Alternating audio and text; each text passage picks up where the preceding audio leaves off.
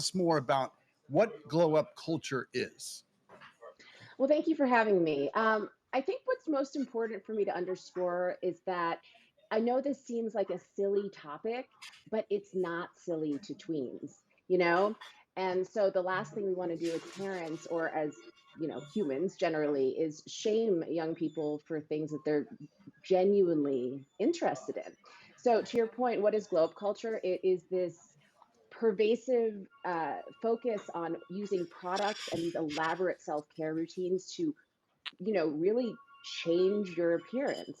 And obviously social media amplifies this tremendously. There's just endless videos of the nails and the makeup and the hair and all of these things. And as the parent of an 11-year-old girl, I can confirm that yes, the Sephora raids are real. Mm. And so, Jordan, is it more than just what we see there in some of the videos, or girls applying makeup to look much older and more sophisticated? Is there more Right. to it than that? Well, yeah, physically, tweens and teens are often using products that aren't designed for their skin. I mean, the products I put on my 40-something face are essentially acid. I don't think that Mm. my daughter should be using those. They can be a really serious irritant. But psychologically, we're talking about an age where they're just starting to figure out who they are and really struggling to belong. And these kinds of routines can feel like a shortcut to belonging. And of course, there's also the fact that it really highlights socioeconomic differences between kids in a way Mm. that I do think is really tough. You touched on this a little bit earlier. You were talking about not just shrugging this off as another trend. Why do you Mhm. caution parents not to just be so flippant or to shrug it off? Well, we're seeing these videos, and as parents, we're thinking this is so superficial, or this is so silly, or oh, you're beautiful just as you are. Don't put these things on your face.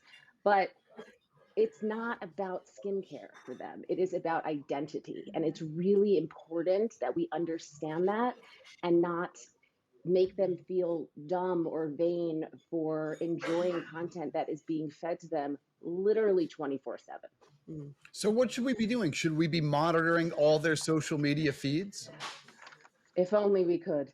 Uh, I don't know. Mine are much better than I am at the phone. So that's not an option for me. But I think it's about staying curious instead of critical, saying to them, what about these videos are you enjoying? What speaks to you? Like really getting into it. And you may be surprised by what specifically they're enjoying. I also think it's really important to talk to kids honestly about marketing and how companies Mm. are in a very real way profiting from kids' insecurities and profiting from amplifying those insecurities. And finally, I think you can offer kids alternative ways to glow up. It may sound cheesy, but you can glow up in athletics. You can glow up in your reading habits. You can glow up in kindness.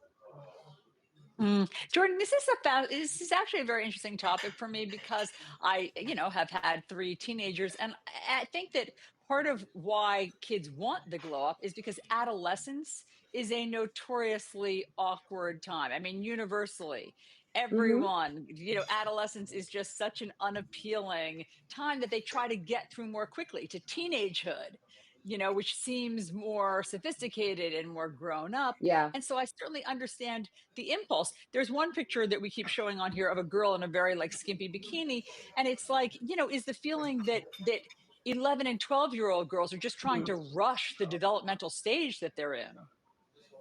Yes, that's exactly what they're doing. It is a time of self-reflection and tremendous sort of not knowing who you are and how you fit into the world. Friendship groups are just changing daily. And I think we just really need to not panic and not shame them. And like I said, get curious and try to remember ourselves that we need to model balance and show them that who you are, who you surround yourself with, what you choose to do with your time is more important than your ability to perfectly contour your cheeks. Jordan, Reid, really appreciate this. It is a great conversation to have with your kids. Thanks for being here. Important information.